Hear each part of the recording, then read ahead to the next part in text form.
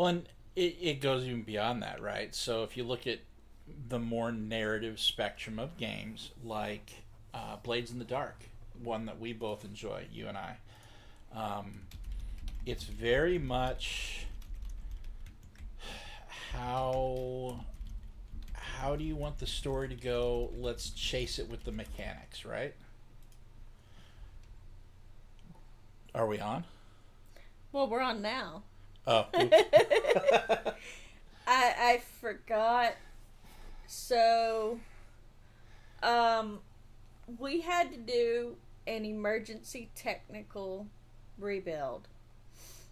Um, because for reasons I wasn't gonna blame you, even if it was because of you. So, I screwed up when I was in a rush to get this done and forgot to add the audio input capture to OBS. So, just as a note, in the future, if you're gonna do it, make sure. Well, the reason why I forgot, right? So with Windows, I have to add it, but the Mac version of OBS does it automatically. There is an automatic default audio capture that I either have to turn off or mute. But Windows didn't add it automatically, and that's why it didn't work, because it. So, hi everybody, and welcome. We have our lovely, wonderful guest, TheGreatZamino, Zach Norton from Manapot Studios. And we are chatting bad guys. And we are chatting bad guys and our players' reactions to bad guys. Now, and what makes a good bad guy? So one of the things that I have been very lucky with regards to my players is that they almost always allow my bad guy to do his monologue.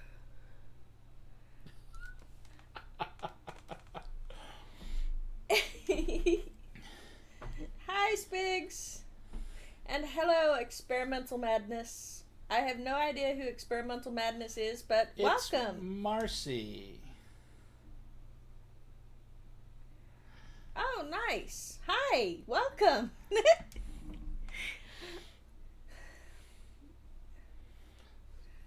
Seriously? Yeah. Oh no. Hang on. Nope. Let's try this one. All right. Can you hear him now?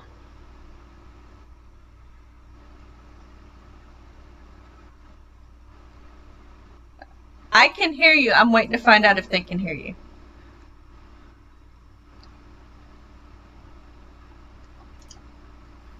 Can you hear Zach? I mean, I'm showing you as green. Yeah. Maybe.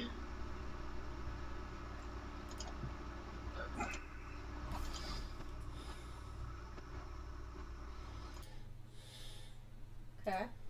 Well, I can hear you. Yeah, it's.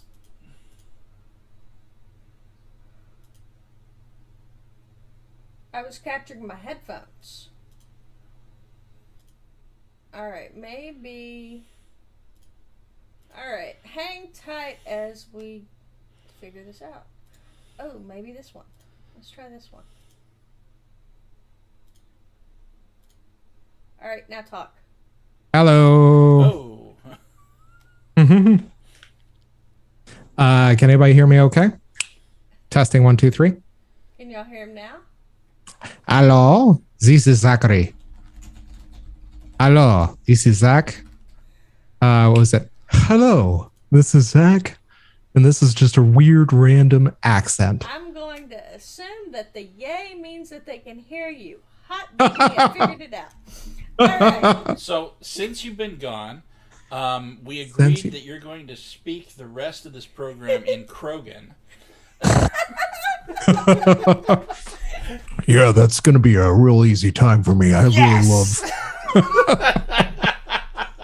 Let me just tell you, everything on Tachanka, completely great. Nothing you got to worry about. No radioactive alcohol whatsoever.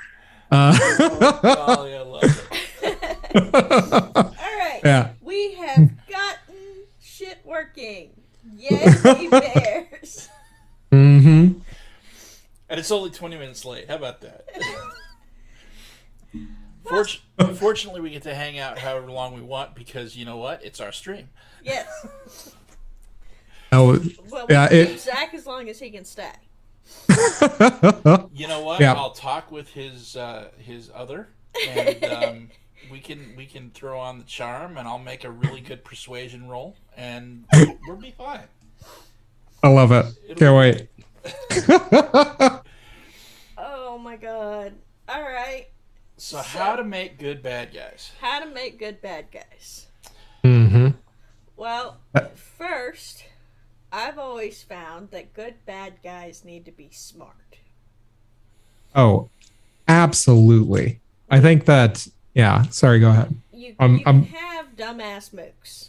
I'm going to state that. You can have stupid mooks. Because D&D's had them for what? Forever? And then there was this one guy who did this cipher system game that, what was it? It was the Mecha one. Oh, Mech Where versus they- Kaiju. Mecha versus Kaiju. And he literally had, yeah, it's a really cute game. We It reviewed is. it. It's a cute game.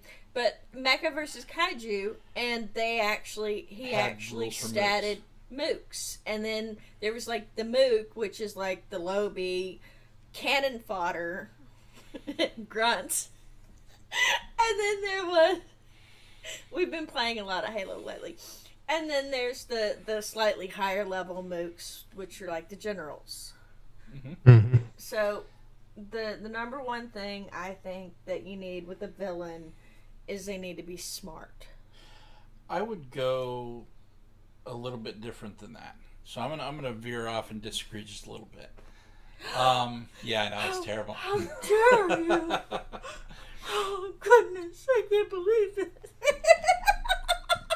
So even before smarts, and even before like building them in the rules and saying, okay, this guy is going to have this tactic because of this, and so I need to give him these abilities and blah blah blah. I think the villain needs to be defined in what they know.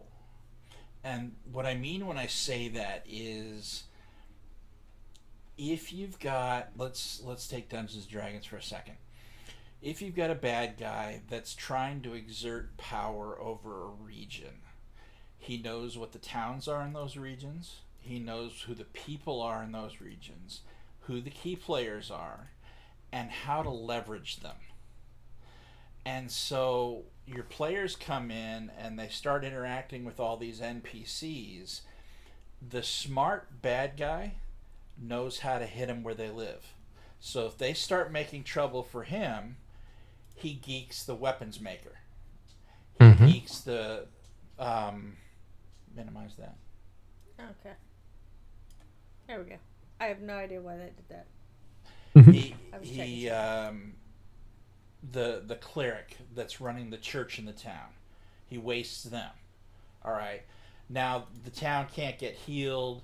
They can't purify, any poison in the water or something like that. They can't make weapons. They can't repair armor. They can't. These are things that the players need long term. Mm-hmm. So before the players ever get into a fight with this guy or girl or thing or whatever, he's already hit them where they live. To me, that's the bad guy. It's not just about smarts, it's about understanding your enemy. If they can take the time to understand the bad guy can take the time to understand them. Mm-hmm.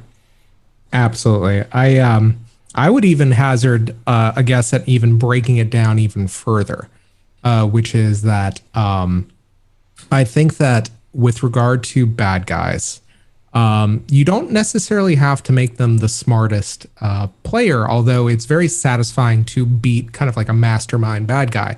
Like, the idea of Moriarty always being a step ahead of Sherlock Holmes is very compelling.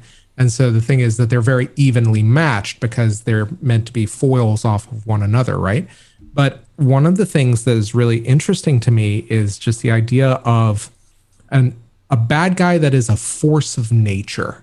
Whether it's like basically kind of like a force of chaos that's like running through a city or kind of like just bringing to heal an entire region is one thing. Like, I mean, what was it? Like, for instance, one of the bad guys that Okris fought in the middle of the war report in our Invisible Sun stream is not necessarily like a all-knowing kind of omniscient villain.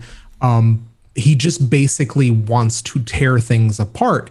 And the thing about it is, if like for instance, Marcy, who's listening, like hadn't kind of nailed a role on a very particularly smart play, he would have ripped through everything like tissue paper. He's basically meant to break things. And I think his level was something like 13. But, basically, when Marcy rolled that high, that didn't matter. I think that more important than kind of smarts, though, and even more important than this idea of like a force of nature, like I think that the most important thing when you're making a bad guy is for them to have a very clear, and I learned this from Liza, who is a fantastic DM, and and Experimental Madness is saying make them romanceable to the PCs. We'll work on that. But I think the thing that's really critical is giving them a perspective and a will to make that perspective, like to enforce that desire or that comes out of that perspective. Like I think that is like inherently been one of the easiest ways I've been kind of getting in touch with like the bad guys in our campaign. And I'll kind of pause there because I realize I'd just been talking for a while. It's okay. I agree with apologizing? That's part of the lounge. You just ramble. So I'll take that and I'll combine it with what Marcy said, make them romanceable to the PCs. If you look at a bad guy and all he is a stat block, you're missing the point. Mm-hmm. Your bad guy is a human being, or some approximation thereof, but based on the game that you're playing, right? So they've got their own motivations, and when those motivations in their mind make them the good guy, those are the best bad guys to me. Absolutely. So when they're romanceable to the PCs, okay, that means that they can love. What makes them love? What makes them what makes them in the position that they are where they're doing what they're doing that seems bad? Because no one starts out, unless you're a sociopath, waking up in the morning and saying, I'm just going to go around killing people. Something happened. Something bad. What was that bad that pushed them over the line? And is there justification for it? And if you can get your PCs to relate to that, oh boy, that's the good stuff right there. Because then they have to ask themselves, well, hey, am I bad? Yeah, I was gonna say that's like the part of it is just like that seduction part of it as well. Like the idea of like basically your players being seduced by those ideals and seeing that point of view, and it kind of like creates this really great inner turmoil. Like, am I doing the right thing by opposing this guy? Or am I doing more people a disservice if I don't let this person win, essentially. Like like for instance, you guys, I'm sure you guys are pretty familiar with Dragon Age, right? Have you played through Inquisition? Not yet. Okay. Well, I will relent there then. But one of the thing that is really neat about Dragon Age is that, you are working towards kind of like defeating this really kind of like big evil, big bad, the entire game, and you kind of miss out on, basically this character who has a very nuanced and seductive kind of perspective as it pertains to this world and the events of this world. And you kind of grow to really like them and to really value their camaraderie. But at the same time, that ultimately it turns out that that perspective informs them to turn against you and inevitably kind of make them not necessarily a villain, but an antagonist. Which is super cool, and I think it's one of the strongest points of writing when it comes to kind of like building that perspective in, because it brings a lot of fodder in the inevitable Dragon Age 4 game. Like, who are you going to side with? Who is going to, like, is that perspective going to win out of that one character, or are you going to play it the way like you see it in contrary measure to that? But yeah, what was it like? I don't know. Like, let me ask you guys, like, are there any villains that you guys think, regardless of medium, that you guys say, oh, that is a fantastic villain. That is the like, that is like kind of like the golden standard.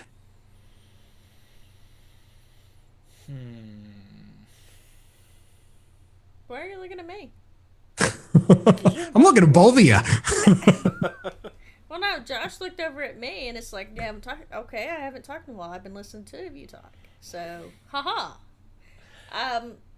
Not really, because most of the prepared adventure villains, and I'm including Strahd in this, are very one or two dimensional. Right?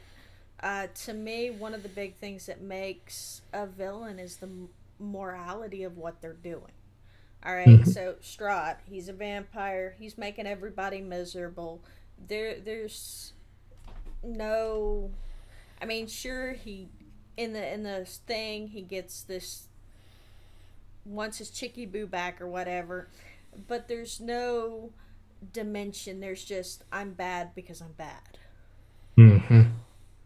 I mean, I'll be honest, the closest that I've seen to a proper villain is probably, and this is gonna be really kind of screwed up, but from the Aquaman movie. Oh, is this? I'm trying to remember who the Kilimanjaro. Yeah, yeah, I think I know who that is. Black that was Manta. Black Manta. Yeah. He had a reason to be the bad guy. Okay. Yeah, his family were pirates, which was kind of screwed up, but it was a tradition. And let's be honest, right? As bad as we want to say that piracy is, let's be honest. The bulk of the world would not be here where it is today without it. Oh, yeah. We have had pirates and privateers for ever since we took to the water. And the only major difference between a pirate and a privateer is the letter from the king. The letter mark, yeah.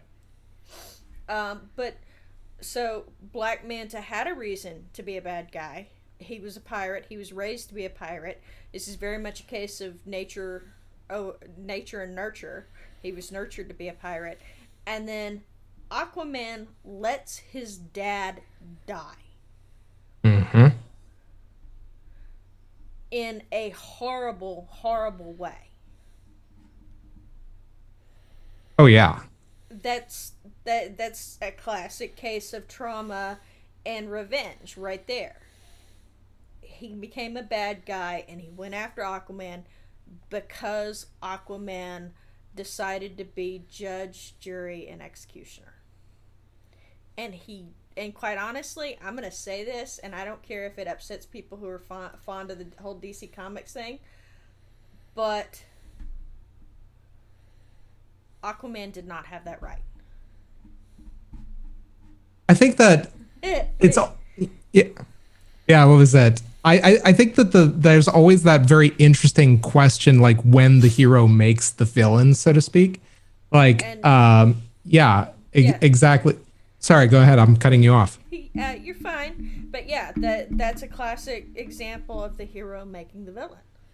Oh yeah, absolutely. Well, it's like I'm trying to think of like I'm kind of scanning through everything that I know villain wise about kind of like one of the things that I'm kind of finding. Well, it's like I'm trying to think of the one where the hero makes the villain in terms of the Batman mythos, because you could always say like Red Hood and Joker, but I feel like Joker gets thrown around too easily a lot of the times, just because I'm trying to think of like Harley Quinn. Harley. I think Harley. I'll tell you what. Uh-huh. Okay, let me explain my theory. Mm-hmm. Harleen Quinzel was a brand new psychiatrist, hired at Arkham Asylum, and immediately assigned the Joker. The same Arkham Asylum that Bruce Wayne ran. Mm-hmm. That he put an innocent life in danger by allowing her to work there, unsupervised, with a known sociopath. Mm-hmm. I think that only thing about that is kind of ascribing that kind of like responsibility. Like I think there's a really interesting kind of like mini series here. Well, it's like the reason why I'm subscribing that kind of responsibility to him is because in all of the comics, Arkham Asylum was a revolving door. There was no finalization. There was no, they're trapped and they stay trapped. It was a revolving door of escaped prisoners run by the Wayne Corporation. So to me, that screams Wayne is letting them out so his alter ego has something to do, and damn the civilian cost. So I think that that's great, because I think there's a lot of essays that have been written on just how responsible just how responsible Batman is for the villains. I will say this. My thing about this is I would actually love if Grant Morrison came back and did a kind of a spiritual sequel to A Sane House on Sane Earth. For anybody who hasn't read Arkham Asylum, Sane House on Sane Earth, you should, because it's basically a really in-depth kind of very kind of creative look at some of the psychoses that affect a lot of the inmates, and basically the art is incredibly evocative. I think there's a lot more nuanced take on the villains in like more contemporary series, but at the time it was a very riveting piece of fiction. I think I actually would like to see a spiritual sequel to that, where Batman is now kind of like in elder age, like kind of like the warden of Arkham Asylum, and kind of having to administer like to aging villains, and basically taking upon himself the responsibility to keep them society protected from them, and also them protected from society, because I think there's a lot of interesting stories to be told there. I will say this. I think that it's great to like ascribe it's interesting to ascribe responsibility to Batman, but I think of like for all of this, but I just think that like that doesn't make things as compelling, because it's kind of like it's like it's not our fault, it's not our choice, or there's a lot there. In some cases it wasn't their choice. Harlan Quinzel let's be honest, throughout all of the movies, all of the video games, all of this, Joker was manipulative, charismatic, and he knew how to push buttons. She's a fresh out of college kid. What does she know? Speaking as somebody who has a 19-year-old, what do they know about the real world and dealing with people of that nature? They don't know. They don't have that experience. However, the other group that I blame the most for the whole thing with Arkham Asylum, and this is less the Joker because he's a psychotic. There is no redemption arc there for me, but Poison Ivy, the Penguin, Scarecrow, all of these other people that Batman arrested and threw into Arkham Asylum should never have been done that with, for the simple fact Batman is not a cop. He's not sworn in as a cop. He's not assigned civic duties as a cop. He's a rich, pretty boy who has more money than common sense and goes out with a teenager in short shorts to fight people that have no qualms about killing people. Do you not see the problem here? Of course everybody sees the problem. Just like I imagine that there's just like at some point like Commissioner Gordon is just talking to somebody and like one of the beat cops is just like, so we're gonna wait for the guy in the bulletproof suit that has more money in R&D than our entire department, who fights alongside children in similar accoutrement. Oh my God, this department is screwed, that type of thing. Like, I actually think the interesting thing, you could do like a Heroes, what was it? I think it's like Heroes Gone or Heroes. I'm trying to remember the name of the big Marvel arc back in the day where Onslaught ended up removing a bunch of heroes from existence, and it turns out they were in exile. I actually wonder, kind of like, I would like to see basically what would happen if, like, for whatever reason, for the entire Bat family, like, was basically kind of pulled out of reality for a while. And when that happens, basically, does it fall upon the rogues gallery to start kind of policing the city themselves because maybe something worse begins to fill the vacuum? All right. So I'm going to confess one of my dirty little secrets. I'm a big fan fiction reader, right? So the first one that I'd suggest you reading is called The Villain Wrangler. And basically, that story is basically, it sounds exactly like it is. That story is basically a guy that works for the Make-A-Wish Foundation who, instead of asking for one of the heroes, asks for one of the rogues. So he goes and he gets the rogue and he brings the rogue in and has to stand up to the Flash because it's one of his enemies.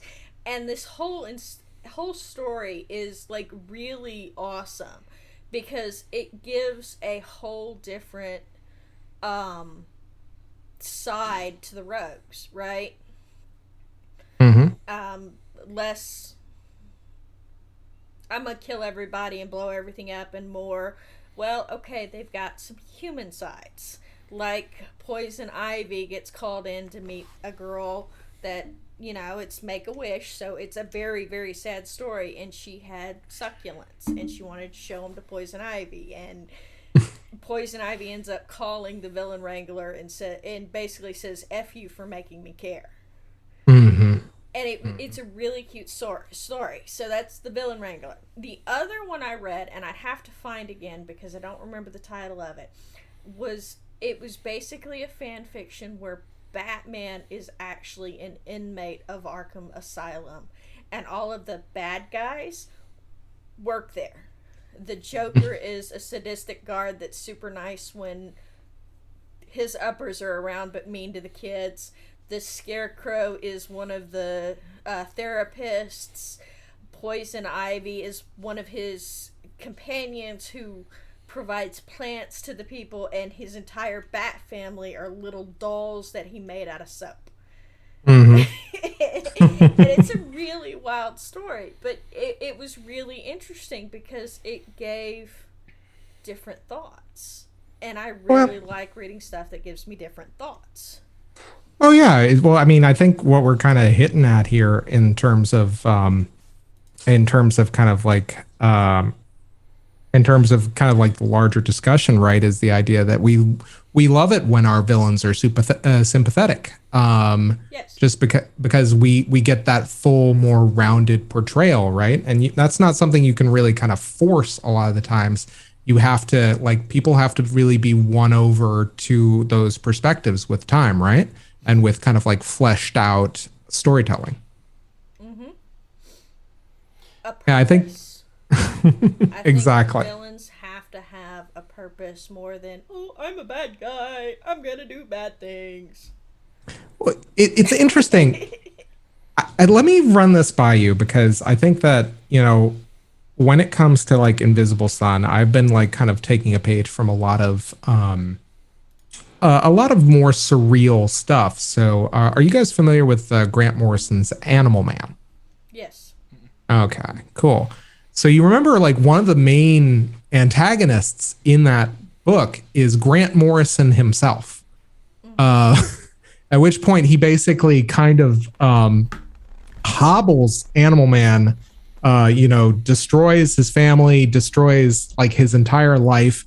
And at the end, kind of presented as this kind of monochromatic figure, basically demonstrates to Animal Man that his existence is meaningless. He's just like, I can write a million different ways for you to die. I can write a million different ways for you to survive this. I can, take away your family just as quickly as that. So what does your existence mean, and why should I care? It's like, it's this very kind of cruel, omnipotent kind of villain, which I think it's an interesting thought, but I don't know whether or not it makes for like a good series ending villain. It's definitely meta enough and surreal enough to be worthy of note, if you ask me, though. Like, I mean, Yeah. do you think that pulls it off at all? I think it'd pull it off in the right technique, and you probably got it. So yeah. I'm not super big on the surrealist bad guys. I'm very much, this guy is the bad guy. Mm-hmm. Yeah. I will state that there have been a couple of games that I've run where the players figured out that they were the bad guys. Oh yeah. Yeah. And how did they respond to that? Words were said. A little bit. Oh my gosh. Words were said. You see, that's the thing, is I always kind of relent with the idea of like I relent at the idea of making the players the bad guys, because like I feel like it's a cruel trick to play on them, right? Like, it's, to me, it wasn't so much that I was playing them. I wasn't doing it to play a cruel trick. They made themselves the bad guys through the choices that they made. Okay. So you're just like, these are the consequences of your actions. Consequences of your actions. Like, for example, a number of the games that I've ran had like time, because I'm a firm believer that if you're in this world, it's a living world, right? Mm-hmm. If you're doing X, Y over here is still happening. Z over here is still happening. It doesn't matter what you're doing. There is other stuff going on in this world. Mm-hmm. The players that I was playing with, this was Pathfinder, first edition. Mm-hmm. This was with the beta playbook. Enough said. That'll take you back. And so basically, they had a village that was in danger of a flood. But there was a war over here that was going on. And instead of saving the village that was flooding, they went to the war because exciting. I guess going to a war is more exciting than saving the village in a flood. However, the reason that the village flooded, and they knew this because one of the ladies that was playing an Aasimar, who spoke to her heavenly father, who said, or her heavenly patron, or whatever you want to call her, said, "Hey, you need to save this village. It's very important that you do. Bad things are going to happen if you don't." They're like, whatever. So they go off to the war. They get in the war, and they're fighting in the war, which is fine. But because the village was no longer standing, the army battalion that was moving to flank attacked. Yeah, I think it is interesting. I like that because you basically, I think what makes the players the villains in this case, as you describe it, and not only that, but like I think almost similarly, basically they are given the choice, the option to act in a way that would be benevolent or would be beneficent and save a lot of lives, and knowingly abandoning that has its consequences, its toll that they end up paying, and so that not just them but the whole kind of like game world ends up paying. And so of course they're going to be like known as the people that could have saved these people and didn't, and isn't that just as bad as being a villain? They also wanted to do it as Raw. Mm-hmm. So I don't know if it made it. I don't remember if it made it, but in the beta playtest that I was running, Raw meant that if you did a deed that was not good, your alignment shifted. Mm-hmm. So the paladin lost his paladin abilities, and he had to do a redemption arc, and he was pretty he was hot about it. But it's like, dude, you called upon your god who answered. So Mm-hmm. in this case, I do like you did with the summoning of the demons, giving it to a player.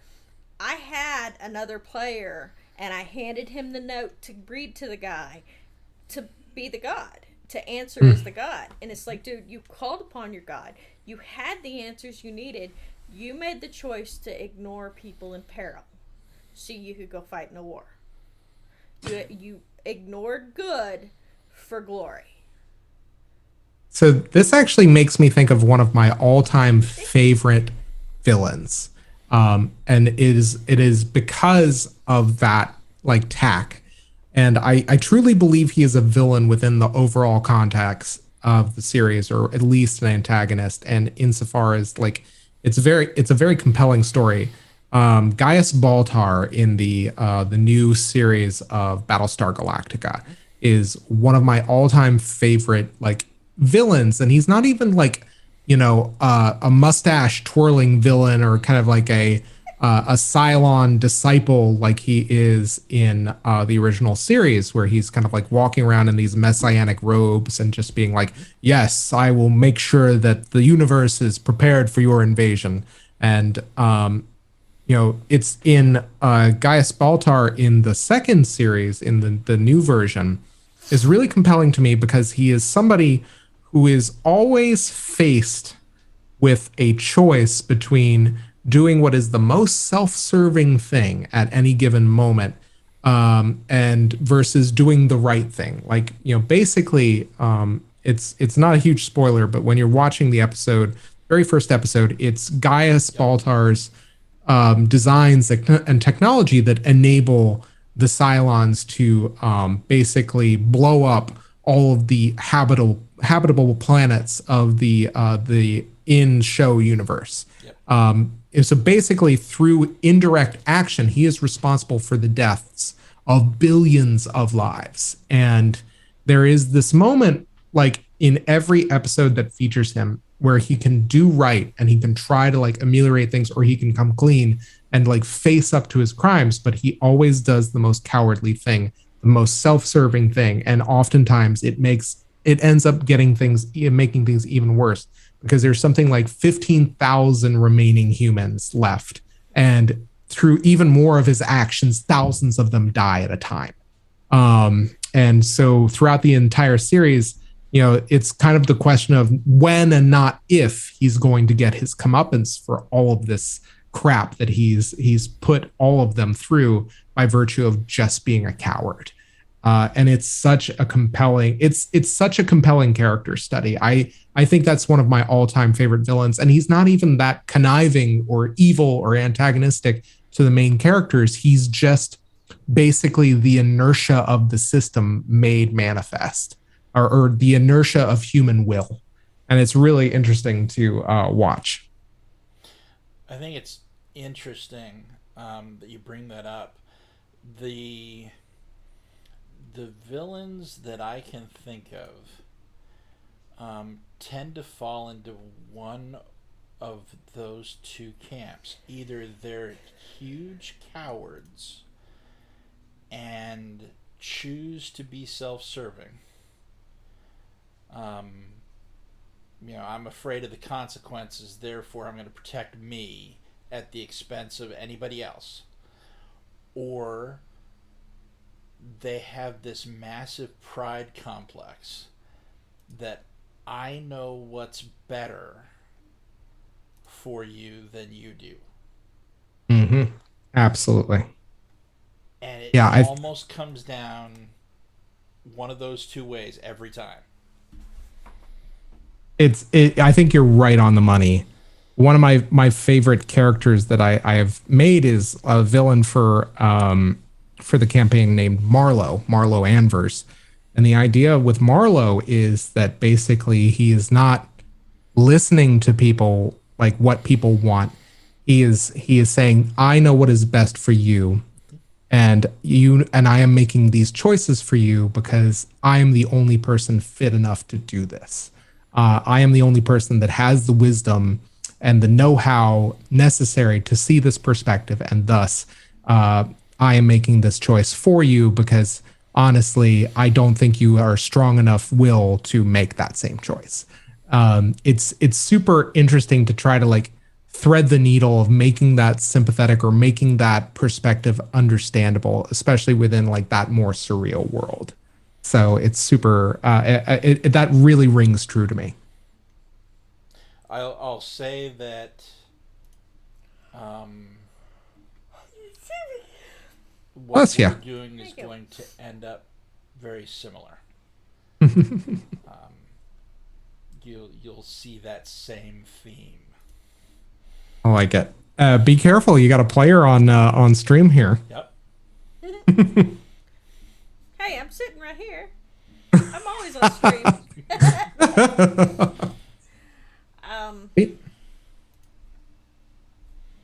Oh, that's a prompt I was going to introduce you to, right? So we're talking about villains, right?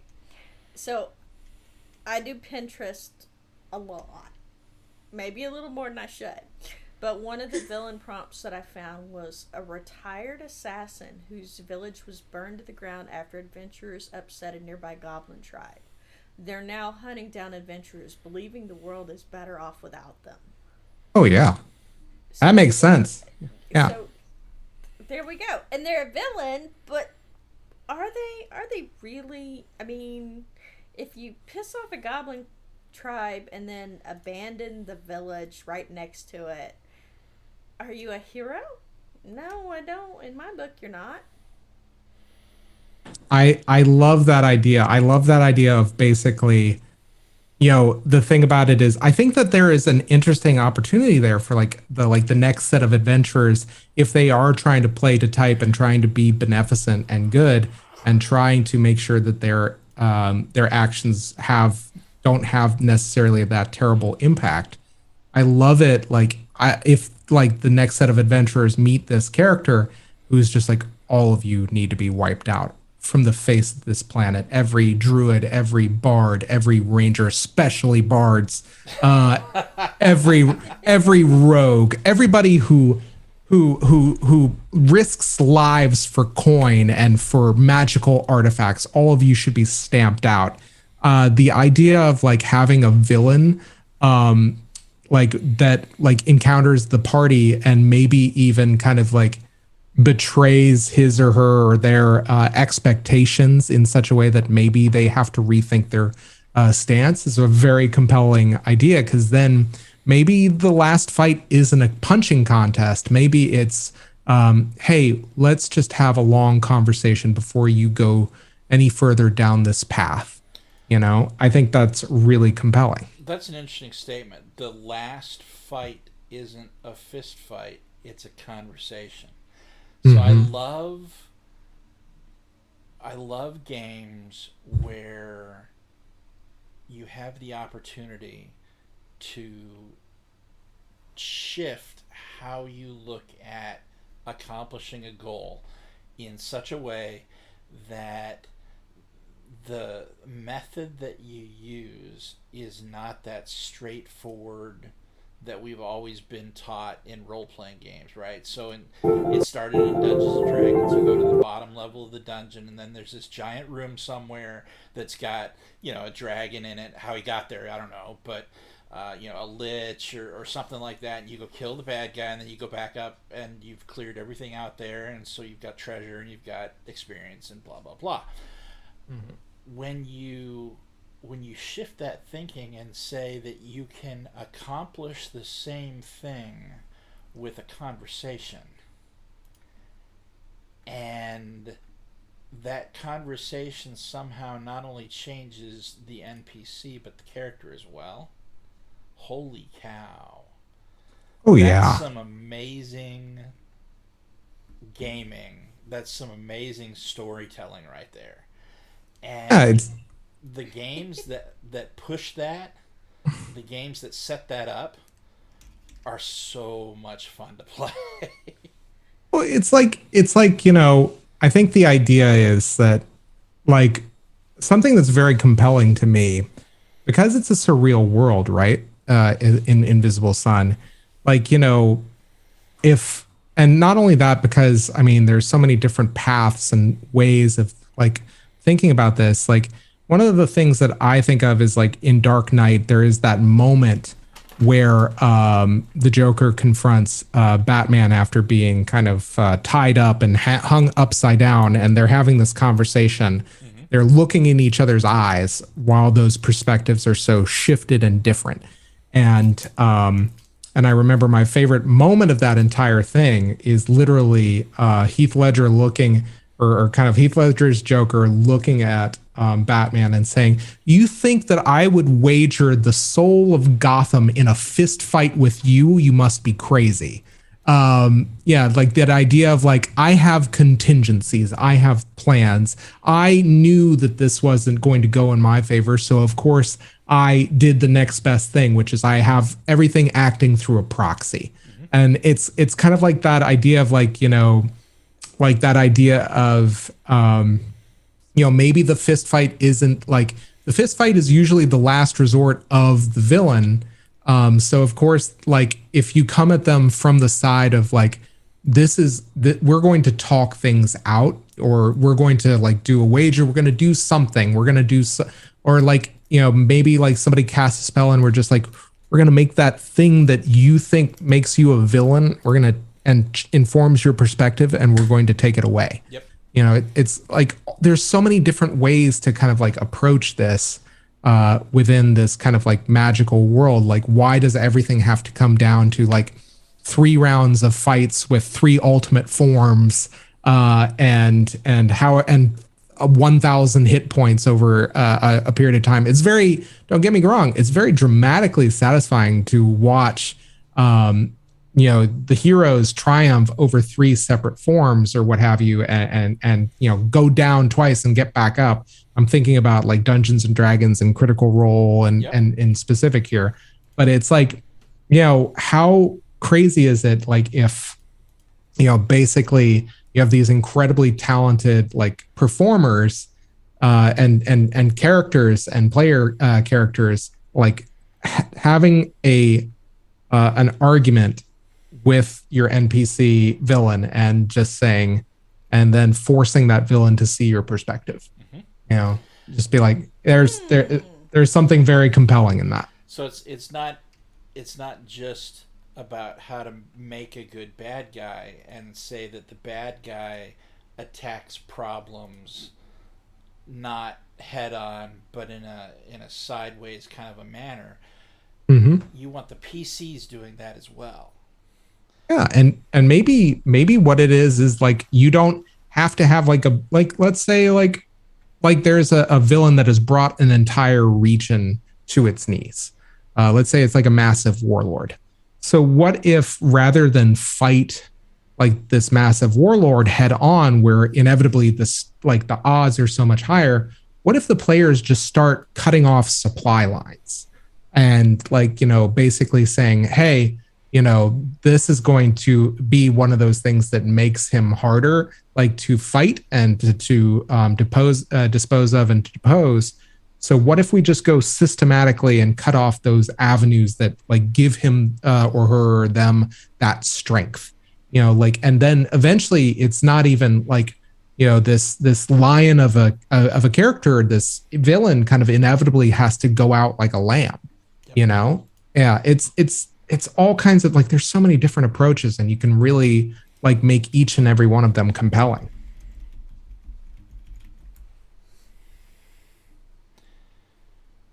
I've as long as I have my thing about this is I'm like, have soapbox will travel. Pardon me. You're fine. Soapbox as long as you want to. All right, I was thinking about what you said, and I'm trying to remember who did it. Anthony Hopkins, Dr. Hannibal Lecter. Oh, absolutely. In The Silence of the Lambs, he was a phenomenal villain. Horrible guy, phenomenal villain. Because even though he did bad things, there were worse people out there. And you kind of felt for the guy because it almost, you wanted to feel empathy for him. They wanted you to feel that empathy. Of course, the ending of it's kind of, I'm torn between spoiling it because I don't know how many people have seen it, but at the same time, it's like this movie's like friggin' ancient, right? It's what, from the 90s? Oh yeah, it's 91. Yeah, 91. Good God. Alert, but if you haven't if you haven't seen it, you're watching this, go watch it. This should be like mandatory. Oh yeah. Man. So the end of the movie, and I'm going to go ahead and spoil it because I don't know if you've seen it, but my favorite part about the end of the movie is he's on the phone with the young FBI agent and he sees the doctor that was torturing him in the cell and says, well, I must be going. I'm having an old friend for dinner. Mm-hmm. And then he hangs up the phone and then the movie ends.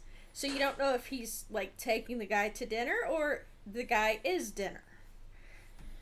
I love that. Most likely the latter, but still.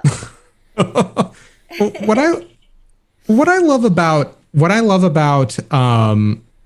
both Hannibal Lecter as done by Anthony Hopkins and Mads Mikkelsen is if you haven't watched the Hannibal show, you really should. Like the one by Brian Fuller, it's a masterclass in just really vivid imagery as well as just really kind of compelling direction, because I could watch Mads Mikkelsen read the phone book. He's fantastic. And as what's interesting to me is like the way Anthony Hopkins plays Hannibal Lecter, it's very different because he sees this kind of like he sees it's kind of like really compelling because Clarice Starling as a character, as the main character in Silence of the Lambs, is a vehicle for Hannibal Lecter to be really sympathetic,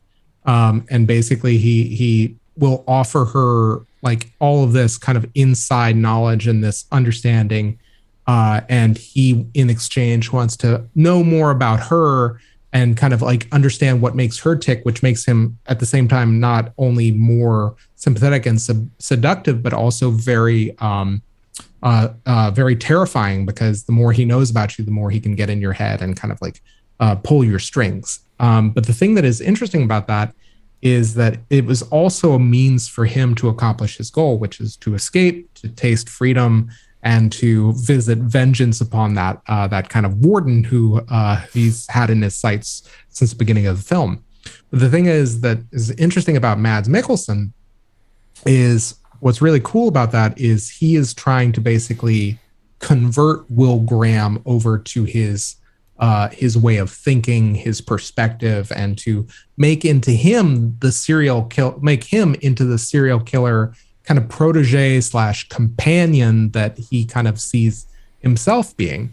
And not only that, but throughout the series, it's never really kind of like there are all these moments where Hannibal reaches out to other serial killers and gives them a leg up, or gives them kind of like the notice, hey, the FBI is coming. And it always just seems like it's very sociopathic, and it's a very different way of performing the character, because he just always seems like he sets things into motion and he does things just because he's very interested in seeing what other people will do, not for any like grand kind of like glorious plan or what have you, outside of the one that he's got for Will Graham.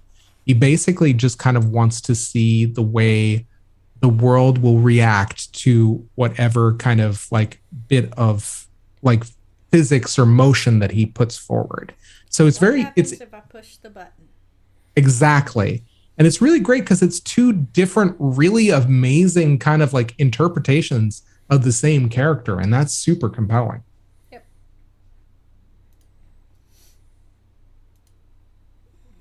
Oh, here's another one. Is Liza with us?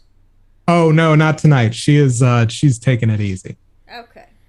So, because I know she's really big into the ships and the ocean games. Mm-hmm. And since she's not here and not watching, concept. Yeah. Uh-huh. Pirates slay a monster that's protecting a treasure chest. Mm-hmm. They open the treasure chest and they find the baby monster inside. Mm-hmm. And yeah, okay. Oh wait, oh, you mean for like a happy hour? Oh man. Yes. Oh,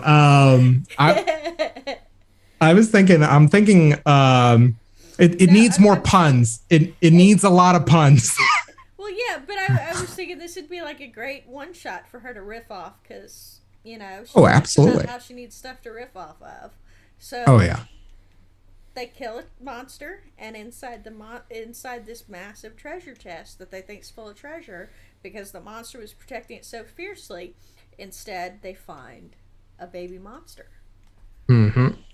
And the feeling they were using the chest as a cradle.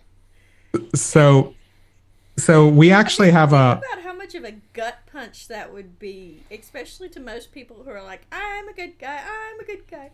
Oh my God, she was just protecting her baby. What do we do?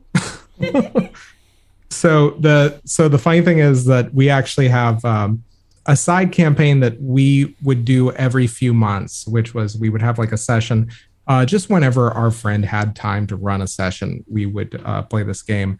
And we nicknamed it after time the Monster Sitters Club, because the very first episode was we encountered a kind of like weak like child beholder, and the beholder's rays were just very ineffective, and rather than the very first thing that we were supposed to do, which was and it also turns out that the beholder is nearsighted. So basically the thing that we decided to do collectively, rather than like try to attack it, which would have probably been disastrous, even like and soul destroying for us, especially if it's a weakened beholder or what have you, was we adopted it. And I think basically my character is an artificer and has like some experience in glass blowing. So of course I made her a monocle. So that was fun. And then the very next episode after that, we ended up doing basically a variation off of the Curse of Strahd's Death House. Except rather than like basically there was this one spirit that was kind of tormenting everybody who came into the house or what have you. And then we found out the reason was because this spirit had previously been the owner, and the new owners kept on changing all these really beautiful artisanal things that the previous owner, the spirit, had done. And so we're just like, so we can make improvements if you like in exchange for rent. And I'm like, I've got carpenter's tools. And so now we have a gay ghost uncle, as we like to call it, which has been fantastic. And then we have our beholder child as well. And so the question is whether or not we can get like a displacer beast kitten in there somewhere. It's gonna be fun, or at least a couple of blink dogs, right? I love both of those ideas. You come across this thing of horrible man-eating beasts. I befriend them and keep them as a pet. Yeah, what was that? You got a ranger? Hey, that's a mount right there. That's right, man. That's right. Oh, that's fantastic. Yeah, what was that? That's the thing is, yeah, like I know we're far astray of villains here, but like monsters as a whole, like I love the idea of like, these monsters being awful forces of nature or what have you. But at the same time, like, if they're animals and they can be like trained and reasoned with, then, that in and of itself is an even more compelling thing. Well, I mean, and that's the other thing I get tired of is that even if the monsters aren't human intellect, right? And I use the term human loosely, but even if they aren't smart, they're not stupid. Most animals, most monsters, when they get wounded, they're going to flee. Like, if you ever watch, like, for example, a pair of male lions, right? The minute one of them gets wounded, he's gone. Oh yeah. Not because he doesn't think he can finish the fight, but it becomes more expensive.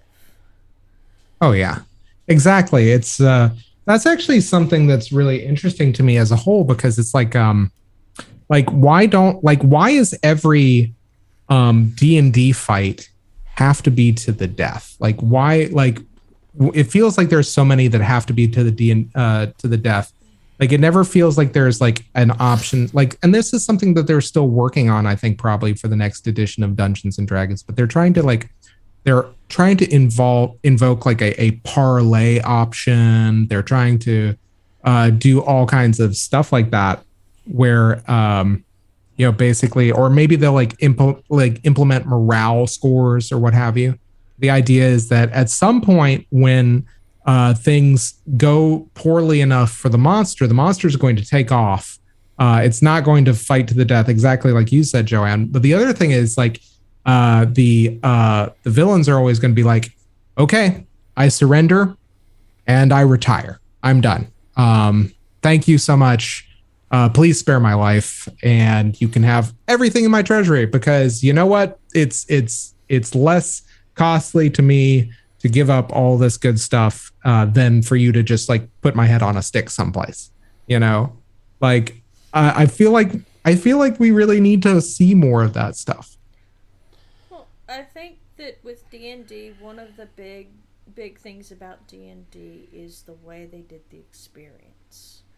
Oh yeah. The only way up until 5th, as I recall correctly, and it's been a while since I've actually played 3.5 second or first, but up until 5th they didn't really have the milestone.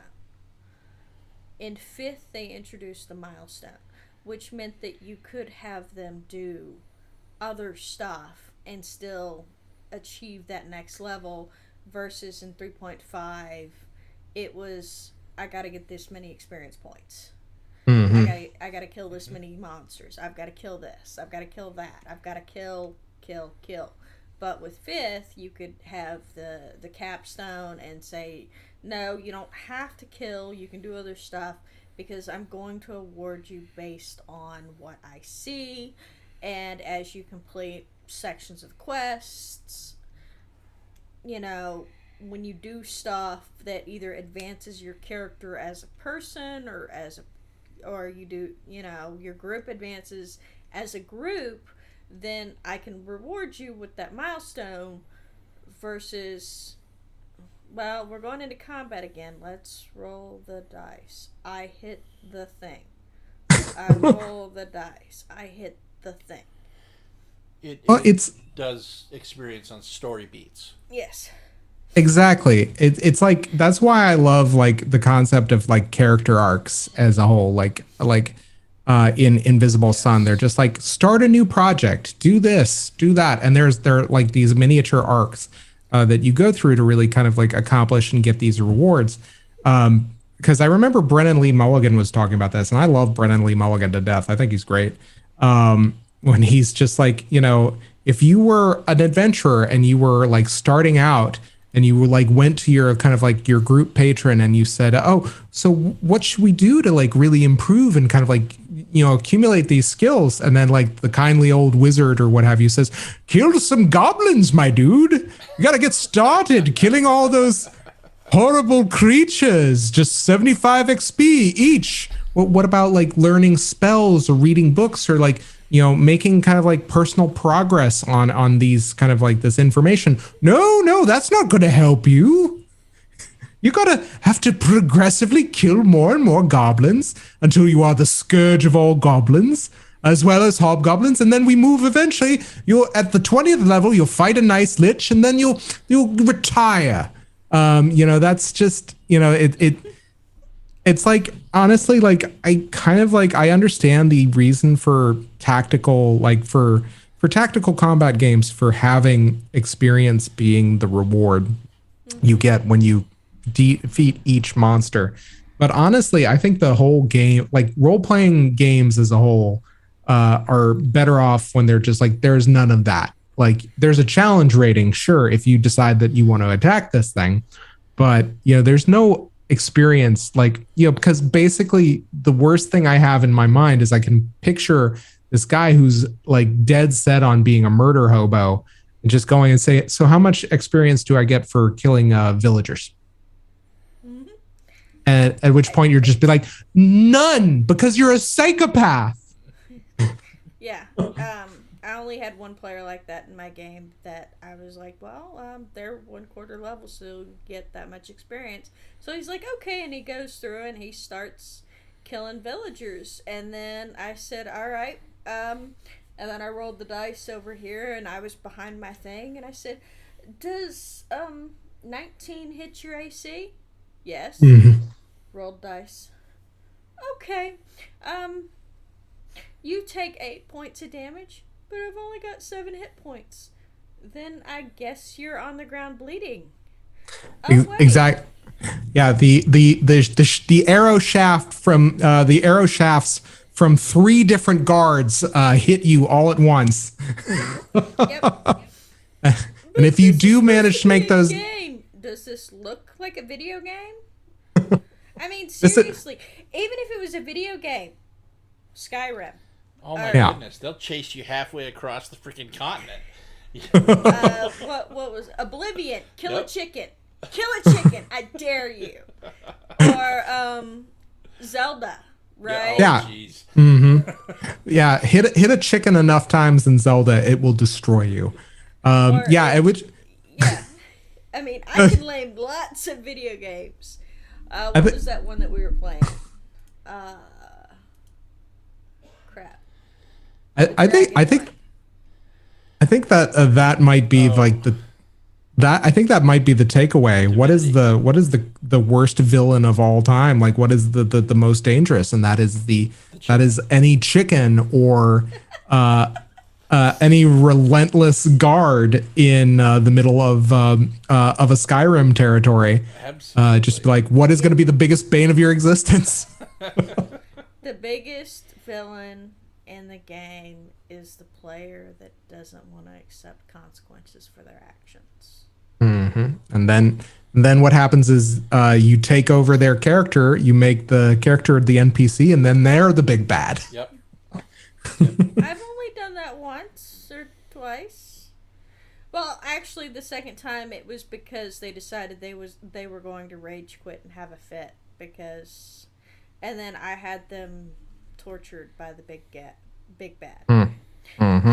They completely ignored the character creation rules I'd laid down and decided that they were going to make, because it was D&D, it was 5th edition, and I said none of that unearthed arcana, none of the playtesting shit. because I didn't want to deal with broken stuff. And he decided he was going to make a frog summoner. A frog what? Summoner. It was a beta testing class from Pathfinder that somebody was porting to D&D. And basically it was like the warlock, only instead of getting a demon, you got this massive monstrosity. You played Mass Effect, so think the Eidolon, the big guy that Oh yeah, yeah. Feeling happy. Oh yeah, the Elcors? Yeah. Yes. Love them. Yeah. So basically you got one of those, and he made himself a frog, which made him the race combo was, it made him immune to poison, and then being a summoner made him immune to disease, and then he did all these things, and then he decided he was going to go rampaging as a murder hobo, and he decided he was going to get the attention of the big bad, and he got the attention of the big bad, who sent his elite forces to capture him, and he raged instead of trying to escape or convince the party that he's completely ignored this entire time because he was very much me. He decided he was going to rage quit, so I made him become dinner for the big bad. And when they broke in, it was very much like a scene out of Saw. Basically, because he was a frog, he had frog legs. So what was happening is that... Oh no. He was having his limbs surgically removed without anesthesia. Oof. And then regrown. Oh no. Okay. Oh man, that is a big bad. Oh. And I'm see this cleric. I've hired this cleric to make. What was it? We're gonna do some Prometheus shit here. Okay. yeah. And the rest of the group was like, okay, we'll be good now.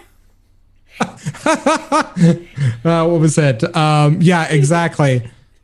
What was it? Good God, just the idea of like, what was it? Oh yeah, we're gonna act up. We're gonna be mischievous. Well, have I mentioned that the villain also likes frog legs in this campaign? We'll be good. Actually, most of them kept playing with me until real life intervened.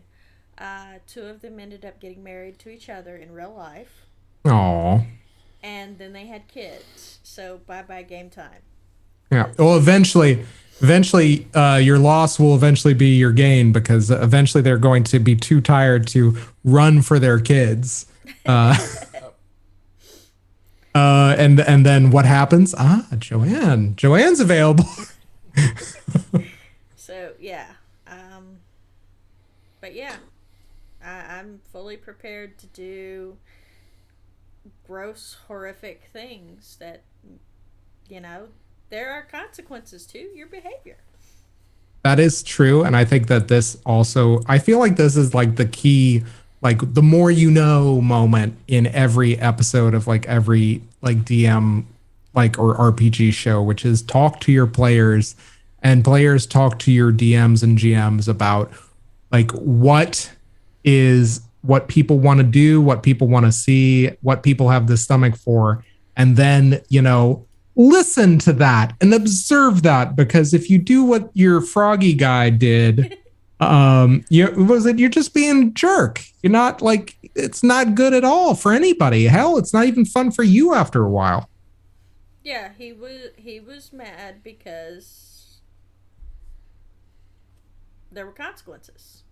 Yeah. But one of the big things when we started the group, when we started the game, I didn't know about the whole consent thing at the time, but I stated straight up, black veil. So if you decide you're going to get funky with the tavern wench, it's just black veil. Yeah, And exactly. your character's behavior will have consequences, because whether you're good or you're evil, there are civilization laws for a reason. If you act up in town and start doing bad shit, your character's going to die.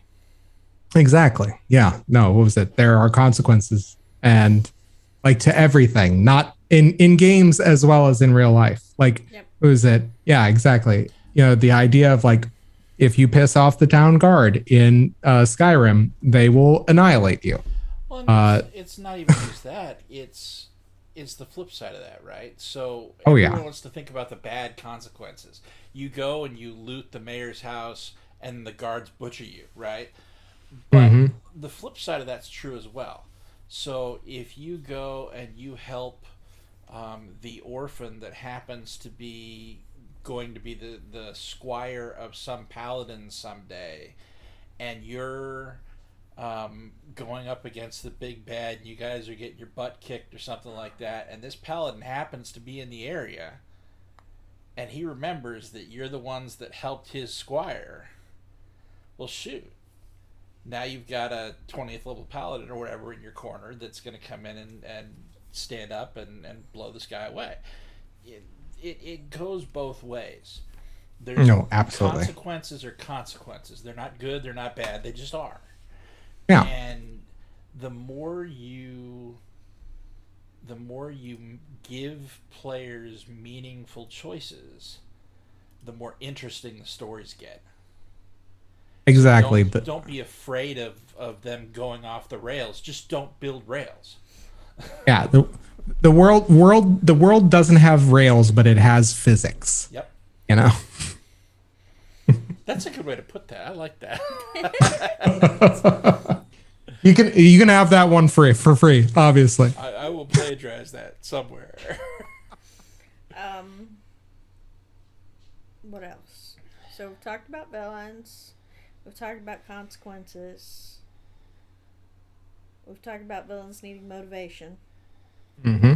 Oh, that's the other thing. I am sick and tired of this whole, if they're the villain, they're in an abusive relationship and they're mean and they're horrible all the time. Give me a villain that has someone they love. Oh yeah. A kid, a spouse, something. Give them a physical reason for them doing bad things. For example, one of the villains that Josh and I created, he was created because he wanted to make a better world for his son. Mm-hmm. And he felt that the only way he could do that was if he took over, because the damned government was the governments were too busy fighting and warmongering and all it was doing was ruining the world. And he's like, okay, fine, I'm gonna fix it. And the funny thing was, the stuff that he was doing was fixing it. Oh yeah. Yeah, it's it's not like he was doing something and screwing it up. He was a supervillain, right? And so his thing was not that he had these massive, cool laser beams or powers or anything like that. He was just really freaking smart. So well, it's like he could sit down and say, okay, I'm going to learn physics today. And learn physics today. I'm going to learn history today. And he can go through the history of the world today, So he decides to do something, and he picks up whatever he needs to learn to do it, and then he goes and does it, and it works right the first time. it's like it's like oh my gosh, that reminds me. That was always like the one villain superpower in Heroes that I always loved. I loved Sylar in Heroes because he had that ability of like intuitive comprehension, the idea that you understand how a complex mechanism works first thing you do, and first chance you see. And the interesting thing about that is the way they did it was like, the idea was that, Sylar basically could look at the inner workings of your brain and understand how the powers that you had worked based on those inner workings, and could then use that power and absorb it essentially. But the thing that is interesting to me is like, what if they had like done that a completely different tack? Because I think originally people thought that Sylar was eating people's brains. And like and later on it was revealed not to be the case, which I think was actually kind of a misstep, because I think that would have been a little bit easier to like explain a lot of the behavior. The idea of like basically this guy wants to be the best, he wants to be special, and so he does this. But I think the more compelling way to have like made that like character more compelling in later seasons is he understands how complex mechanisms works, which basically pertain to like how powers work in brains and all that.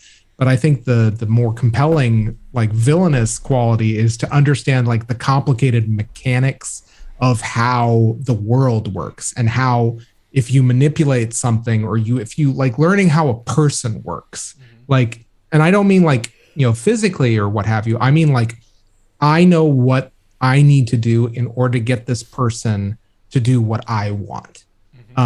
And like understanding that to the point where it's almost kind of like this fairly kind of like almost like telepathic ability, where you like, it's one of my favorite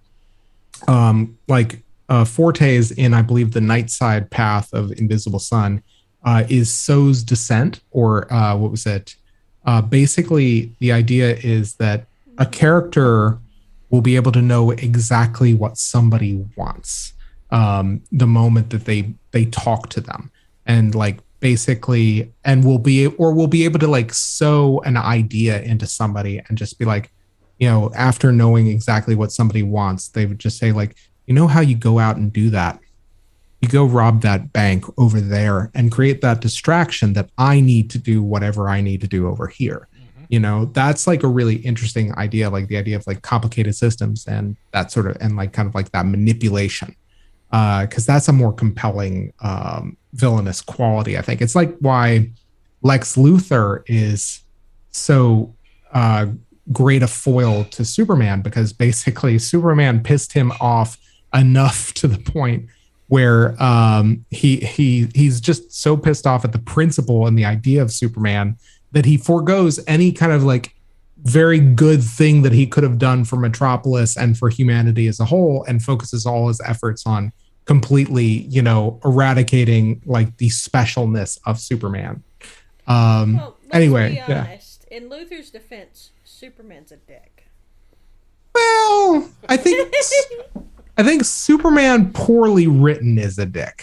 I think if you in the comics he came off a lot like the movie Captain America. Very hypocritical, very I'm better than you because I have these powers. Well, what was it? I think, wait, did we watch the same Captain America? Steve Rogers is a gem. I'm talking about the later ones when he like completely abandons Tony Stark to go after Bucky Barnes. That was a dick move. Yeah. Oh, absolutely. I think because I firmly state that if he had actually talked with Tony Stark and said, "Hey, he was captured, he was tortured, he was forced to do this," then the whole Civil War thing wouldn't have happened, because Tony Stark knew exactly what Bucky Barnes went through. The 10 Rings. He was captured, he was tortured, he was forced to build something he didn't want to build. Oh, absolutely. And it's and that's the other I love the kind of like the babyface turn for the Winter Soldier is really always compelling as well. The idea of the villain turned good guy is really great. Even like we just it's kind of like, what happens with, like, if we're going full circle back to like Harley Quinn, like when you have a villain that is so compelling, or an idea of a villain that is so compelling that they end up kind of becoming their own thing and eventually like basically get written as the hero. It's the same thing with like Venom.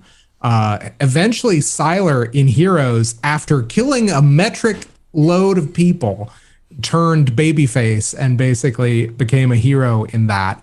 It still feels like the most unearned healed babyface turn I've ever seen, but to each their own, I guess. But yeah, like that's another side of this, is what makes a villain more compelling and more sympathetic than the hero. and kind of like what makes you want them to be a hero, as opposed to the antagonist. I'm gonna take another leap. All right, so we've gone from DC into Marvel. I'll give you another villain that is actually quite compelling in Marvel. Mystique. Oh yeah, Mystique's great. And I'm gonna say this, even though it's probably gonna upset people. Magneto is a very compelling villain. Magneto's the best. Yeah, Magneto had such good reasons for what he was doing. He was wrong for the way he was doing it, but he had good reasons. The fact of the matter is that if they had fought the way they should have fought and pointed out that being a mutant was actually simply another citizen, they were already protected by the Constitution. They're a minority.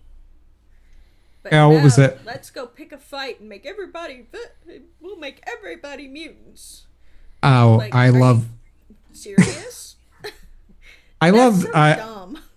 I love that. Like, I love that moment in the original X-Men movie where the humans, where the police force ends up cornering Magneto, and my favorite moment of that is just when he's what was it? You humans and your guns, and then very first thing, takes them and puts all of them at his mercy, I think that there's this kind of moment where you realize it's all about self-preservation and survival and making sure that his people, these people that are being hunted and being persecuted, are allowed to survive, are basically are allowed to survive and then given the chance to thrive even more so. Because of course that character, being a Holocaust survivor, knows exactly what that was like when it wasn't about mutant kind, when it was about another kind of difference. So super compelling villain, probably the most compelling in the Marvel universe. And then I'll tell you another one I like, right? And you're gonna laugh. Sabretooth. Sabretooth's what I always love is, like, with Sabretooth was just, I never really kind of got the shared history between, like, I never, like, before they did like the Wolverine Origins movie, I never understood what the shared history between Sabretooth and Wolverine was. And so I was always comics. I'm reminding myself that I'm probably a little bit older than you, but in the comics, Logan and Sabretooth were brothers. They served in World War I together. They were brothers, they were battle partners, and then Logan got picked up and started undergoing the Weapon X.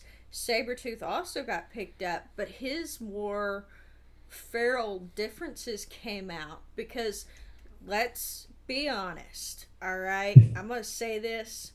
I don't care, and if I lived in the mutant world, I'd probably be burned on the cross for saying this. The X gene just promised mutation. It didn't promise good mutations.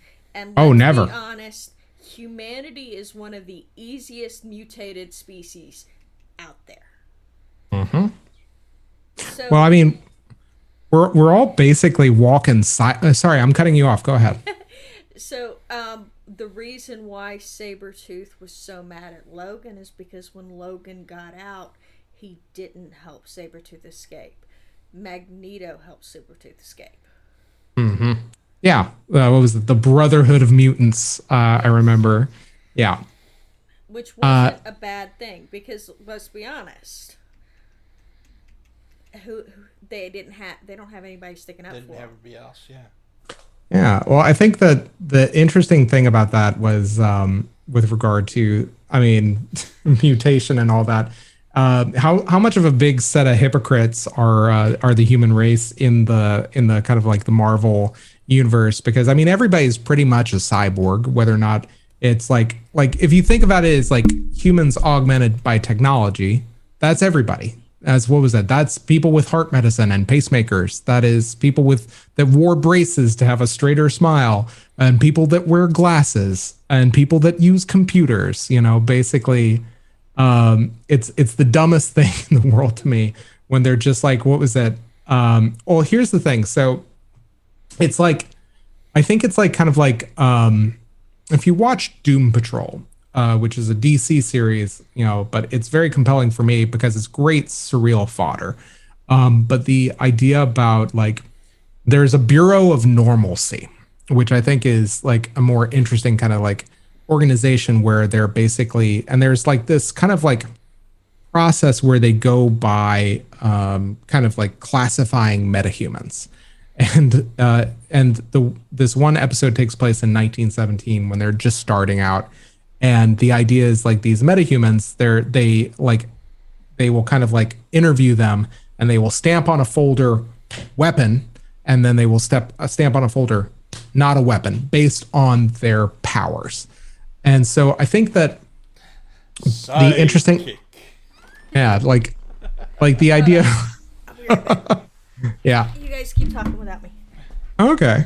Well, it's like the idea of like, basically kind of like, I think that the instinct to police people that have potentially dangerous abilities has like a lot of legs, but at the same time, it's just the way that it's implemented, and like, and the way that it's employed is always kind of terrible. And so, it's kind of the question is like, we can see the perspective here. It's like the Civil War stuff in Marvel. Like you can kind of see and understand the perspective, like, hey, you can't act unilaterally throughout the globe and expect there to not be any negative consequences. But at the same time, like policing mutant kind and persecuting them, what was it? That was the nth level of that extreme gone way too far. It's crazy because there's just so much of a parallel between everything that's kind of screwed up in real life, and that's why it was such a powerful and evocative narrative. Mm-hmm. Yeah. Anyway, I have been going on a tear here, so pardon me. That's one of the things that we enjoy about having you on is that it gives a different perspective, right? So Joanne and I sit around and talk about this stuff all the time. Mm-hmm. And yeah, we're weird that way. And so it's nice being able to sit down with somebody that's not us and listen to them and their perspective on these things. So absolutely. Yeah, it's just there's just so much.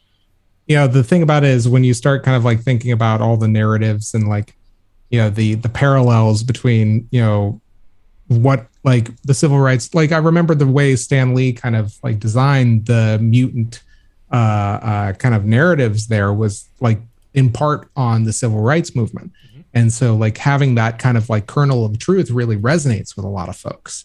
And why it's still such a powerful narrative to this day is because we still haven't resolved any of these issues. I think that's one of the reasons to get back to our original point, that the big villains that we've talked about all seem to have something relatable, right? Because you start out with that kernel of truth, whether you're talking about a massive story arc, and you start out with something that feels present and visible in the real world, or you start out with a villain and you have this thing that feels familiar somehow. Like if you looked inside yourself, you could conceivably see it there too. Being able to extrapolate from that and blow that up in a microscope or something like that to show that to the characters and say, all right, this is what we're looking at, this is the concept that we're exploring, and let them interact with that. That's where the good stuff is. Whether you're talking about the villain interactions or the story interactions as a whole, it's the same principle. Absolutely. Yeah, like basically I think one of the most like the strongest thing for a lot of villains is just literally seeing that moment where they came from, or where the kind of like that villainous status is born, and then seeing it and then realizing it can be easily reflected or finding that reflection in real life. Very much so. Very much so. All right. As much as I love this, yeah. it is 9:50. Oh my. Yes. Oh, We've had a long discussion. It's been a great discussion, I think. Yes, it's been awesome. Except for the initial technical difficulties because of Zach. Whatever. No, I've got what used to be an old Shadowrun flaw called gremlins. Basically, any technology around me just goes haywire. So I apologize to you and to everybody watching for that. You and your gremlins. We're gonna have that discussion. Yeah, we'll have to invite you back on or something. Yeah, we're gonna have to invite you back on. That's all there is to it. I can't wait. We'll find something else to not go perfect next time, so that we can invite you on again. Excellent. The gift that keep on giving. You know? Yep. But for now, I think it's time we call it good night because I want to go to bed. It's about that time, yeah. It's almost my bedtime. I don't turn into a pumpkin, but I turn into a grumpy bear in the morning if I don't get enough sleep. That is fair. Yeah. no grumpy Joannes. So. Yes. Well, I want to thank our friend Zach Norton for joining us tonight here at the Citadel Lounge and chatting with us a little bit about villains. Zach, why don't you tell everybody where they can find you, and if you got any shout outs you want to give, go ahead and do that. Yeah. Absolutely. So a couple of shout outs. This week, I have 2 shows that I'm doing because I'm a crazy person. I am doing a Flight of Fandom on Manapot Studios called The Dollhouse, which is a mini series set in the world of the Control video game. So if you like SCP and kind of like that creepypasta type stuff, it's what's called like a Fright of Fandom. So check that out. It's very Halloween centric. The other thing I am doing, which I do every other Sunday, so that every Sunday is an Invisible Sunday, is I am doing our Hole in the World Invisible Sun RPG stream, which I absolutely adore, and which we're moving into the Silver Sun. So that's going to be a lot of fun and whole lot of prep work on my part. But I've got the Enchiridion of the Path, so that should help. But yeah, basically check that out. That's going to be Sunday at 4:30. The Control flight's going to be Tuesday at 8 p.m. Eastern Standard Time. Otherwise, shout outs, just go to all my cast members, and thanks to Experimental Madness, aka Marcy, for tuning in earlier tonight. Yeah, so thanks so much. And thank you so much to my wonderful hosts for having me. I have absolutely thoroughly enjoyed having this discussion. Always. So Always, yeah, always. you can follow us. There's a link tree right underneath. If you look down in the About, feel free to chase us around the internet. And we'll pop that into chat as well. And let's see, what do we have coming up? We've got video games next Saturday and possibly next Friday. Maybe. We'll see how I feel. We'll see. And then we are back here next Sunday at 8 p.m. Eastern Time for another lounge where we're going to chat about something else. Probably not villains. I think we beat this one to death for a while. Maybe. Just a little bit. Part 2, the revenge coming in the spring or something. Revenge of the Zach. Yes. We'll save it for the spring. Come up with evil overlord ideas. There you go. There we go. Love it. All right. Well, that's all we have for you tonight. So thanks for joining us. And from our house to yours, from our Citadel to yours, happy gaming. Happy gaming. Happy gaming, folks.